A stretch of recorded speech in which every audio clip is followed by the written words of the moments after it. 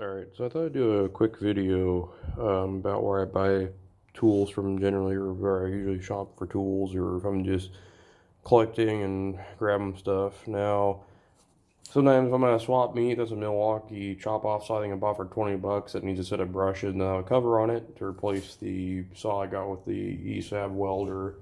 But like this bandsaw, for example, I don't know how much I paid for that. That table, so I think I paid 80 bucks for with the wings and the stand. The bandsaw, I think I might have paid 40 bucks for. No table, no blade. Um, and I got this lot here.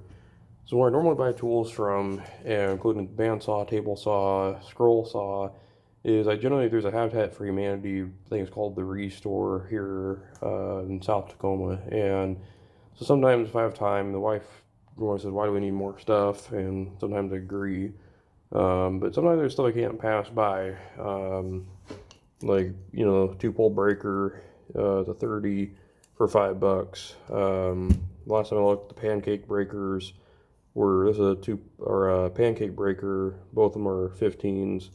And these are like I think they call it a home light. They're not the square D commercial stuff. And if you look underneath, it's HOMT, so it fits the home or the residential panels. The commercial panels use a different style breaker. I think it's the way there's a anyway.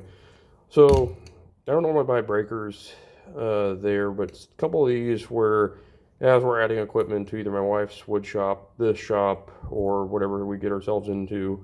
Actually, this shop has a commercial panel in it, but anyway, I have a hard time not having a couple extra parts. Like if we end up putting in an air compressor and I need a 30 amp 240 breaker, I have it.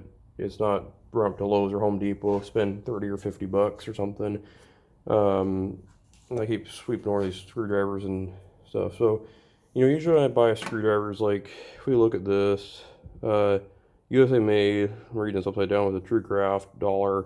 Usually I look for flat screwdrivers that they're true, that they're not being reground on the end. I see a lot of these older, I don't know if they were a Stanley or not, but it seems like some of the Stanleys, which, this one I think has been reground once, but generally it hasn't been tried to be used as a pry bar. This, God knows where it came from. No, it's actually a USA made screwdriver. You can just see it under that yellow price tag, made in USA. It looks like somebody ground it to do some oddball task. I'm not sure, but it looks like a slide blade. Somebody reground it. Sometimes stuff like this is handy. To have an oddball set of screwdrivers that are already screwed up. Pardon the pun.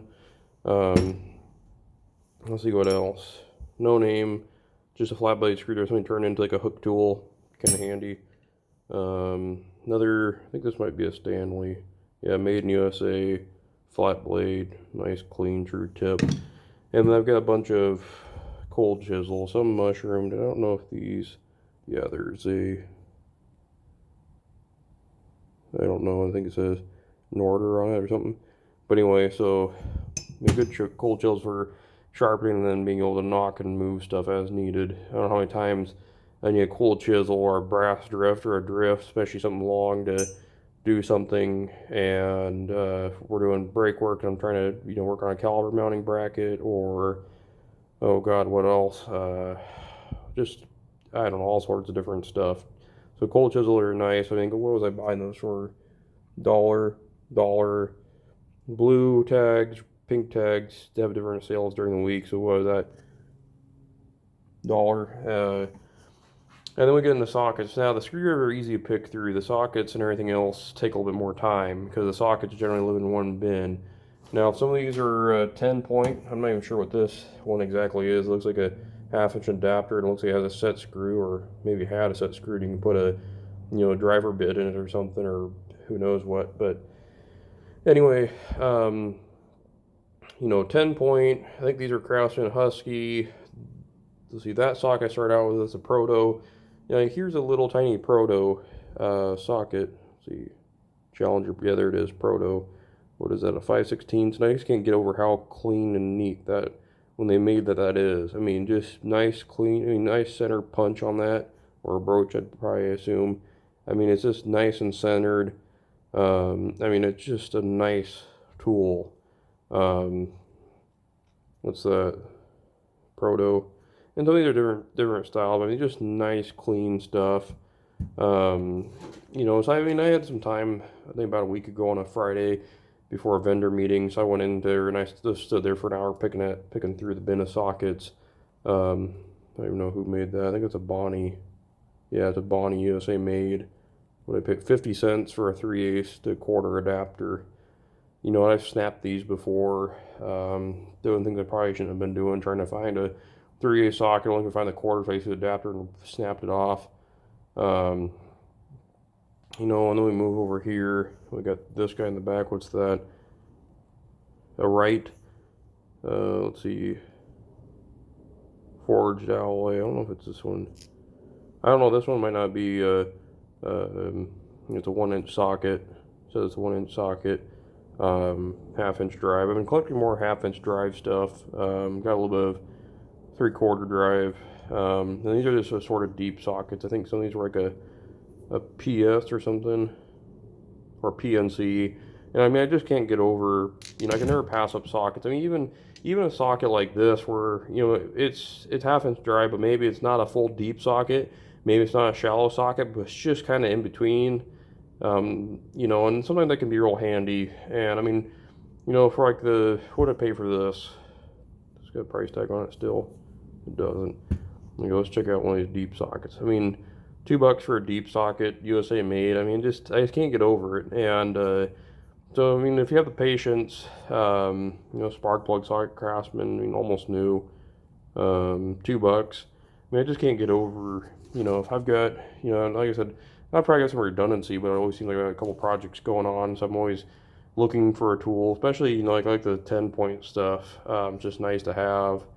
And they're usually when I buy tools, it's always looking for a USA made. Name isn't always important to me, but usually USA made. And it's hard to believe what ends up there. And of course, it's Habitat, so it goes to a good cause. I probably spend, God, probably a few $100s there a year. Just, you know, $20 here, $20 there. I think this whole lot was probably 25 or $30. And you know, it's always adding stuff to the collection. You know, because as I, you know, with the two businesses, all the trucks we work on, all the house projects and everything else, it never fails me that I end up grabbing something I bought at, you know, Habitat Restore because, you know, it's got the tag on it still, or it could be a lot of different things. So, you know, like I said, it's if you have the time, it's definitely worth checking out. I had some people go with me and think they're going to walk in and find these ridiculous deals, and it's, you know, a lot of it's used.